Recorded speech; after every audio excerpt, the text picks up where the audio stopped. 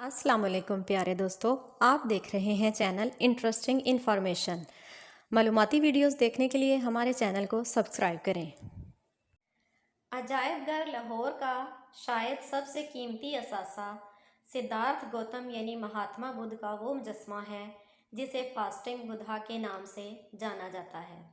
बुद्धा का ये मुजस्मा KPK के ज़िला मर्दान में वाक़या सेक्री स्टोपा से 1894 में दरियाफ्त हुआ। अजायब घर लाहौर का जेवर कहलाया जाने वाला ये मुजस्मा कर्नल H.A. डेन ने दरियाफ्त किया और अजायब घर लाहौर को बतौर तोहफ़ा दिया। इस मुजस्मे को दूसरी या तीसरी सदी ईस्वी में बनाया गया था। इस तरह ये मुजस्मा गौतम बुद्ध के कदीम मुजस्मों में से एक है। ये मुजस्मा गौतम बुद्ध का रोज़े की हालत में एक खाके के तौर पर बनाया गया था। बुद्धिज़्म लिटरेचर के मुताबिक गौतम बुद्ध ने इंडियन रियासत बिहार के गांव बुद्ध गया में एक दरख्त के नीचे 49 दिन का रोज़ा रखा और ज्ञान की हालत में रहे।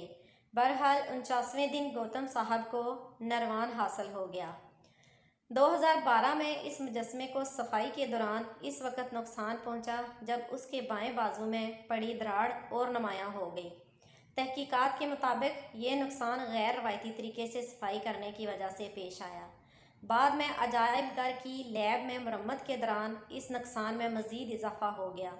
इस मुजस्मे से जो सलूक किया गया, इससे ये अंदाज़ा लगाया जा सकता है कि इंतहाई कीमती असासा हो या अवाम उनकी हिफाजत पर मामूर इदारे नाकाम ही रहे हैं।